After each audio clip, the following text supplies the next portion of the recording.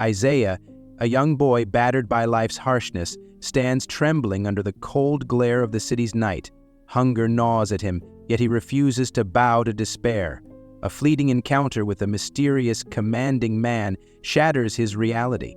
A single act of kindness, a folded bill pressed into his trembling hands, ignites hope. But this is just the beginning. What secrets will unravel when Isaiah's path crosses Simon's once again, dragging them both into a web of betrayal, danger, and redemption? But before we dive into the story, let me know where you're watching this from in the comments below, and if you enjoy this story, don't forget to subscribe so you won't miss future stories. This story begins with Isaiah, a young black boy no older than 10, weaving through the chaotic evening streets of the city. The orange glow of streetlights reflects off his dust-streaked face, highlighting his exhaustion. Clutching a battered piece of cardboard under one arm, his eyes dart nervously between the indifferent faces in the bustling crowd. Hunger gnaws at him, but desperation pushes him forward. Spotting a well-dressed woman with a sleek handbag, Isaiah hesitates for only a moment before stepping into her path. Isaiah...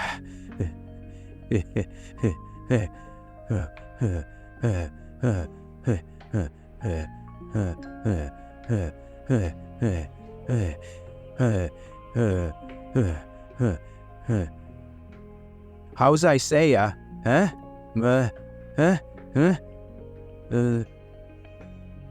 Just a little help.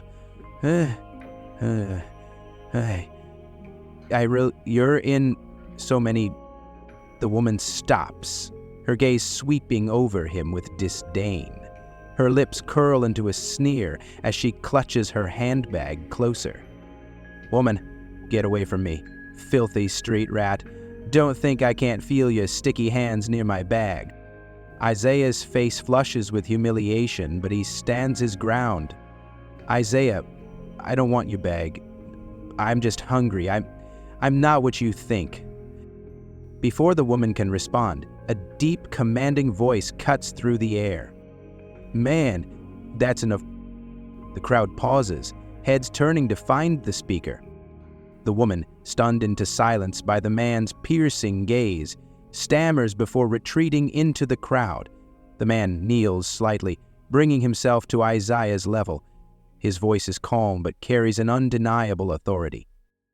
Man, take this, and remember, how people treat you says more about them than it does about you.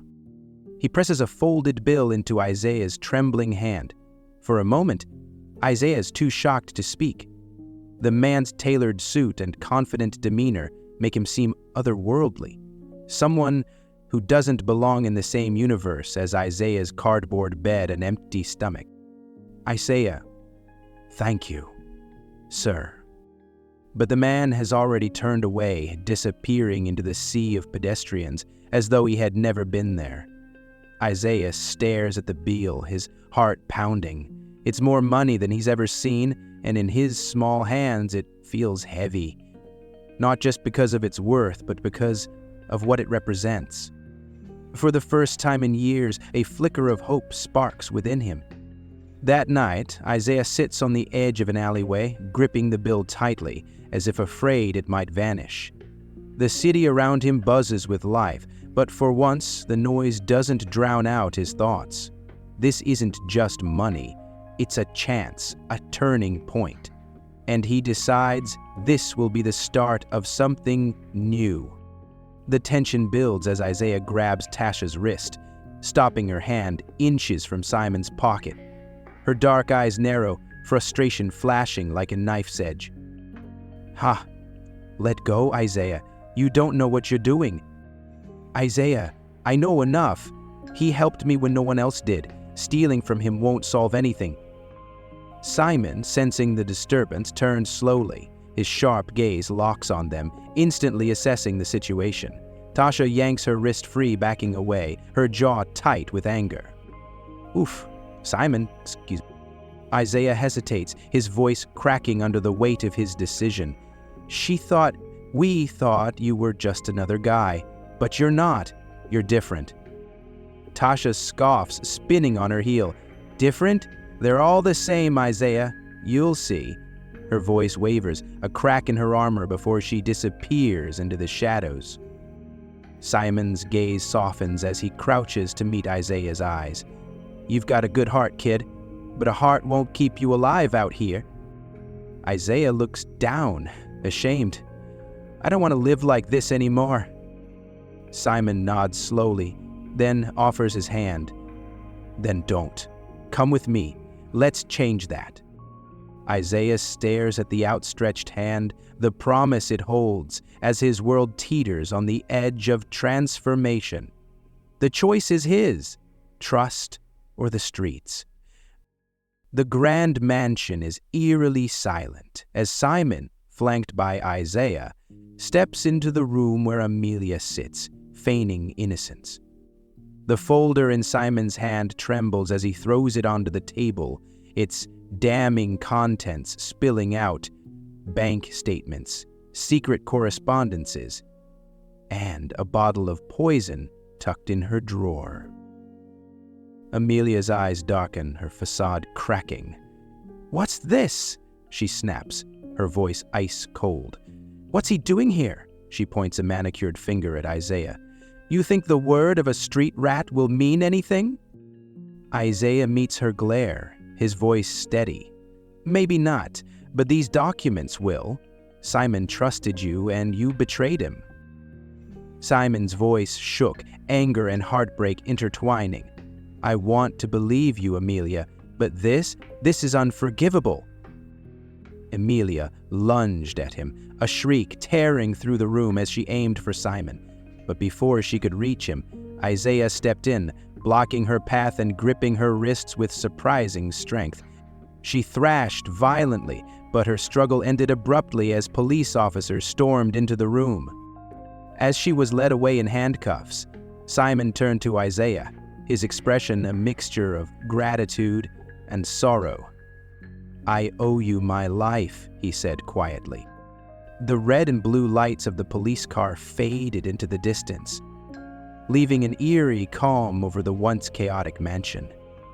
Simon and Isaiah stood in the grand doorway, the weight of the recent events settling heavily between them.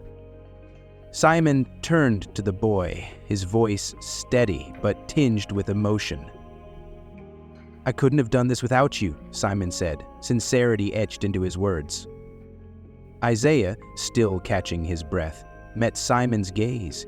His voice was soft but unwavering. "You saved me first. I just repaid the favor." A faint smile tugged at Simon's lips. He placed a firm hand on Isaiah's shoulder. "You deserve more than just survival. Come, work with me. Learn, grow. Let's make sure you never have to look over your shoulder again." For a moment, Isaiah was speechless, the gravity of Simon's offer sinking in. Slowly, he nodded, his voice barely above a whisper. "I'd like that."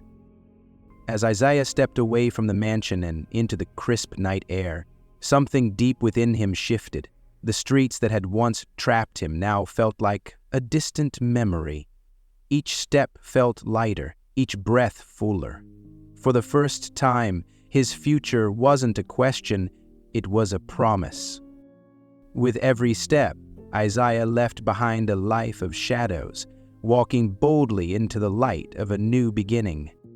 Isaiah stepped out of Simon's mansion, the morning sunlight filtering through the trees, casting a warm glow on his face. From a boy abandoned by life, he had now found purpose and someone who believed in him.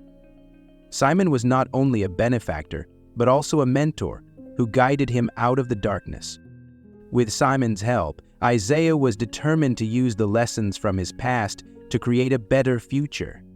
He began working with Simon, not only to learn, but also to help other children like him escape the shadows of poverty and despair.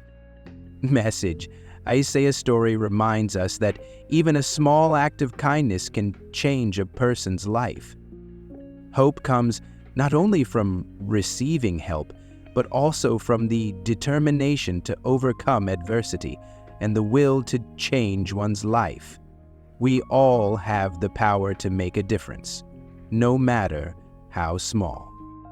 Thank you for following this heartfelt story. If this story touched your heart, please leave a comment and share your thoughts. Don't forget to subscribe so you can join us for more stories to come. See you next time.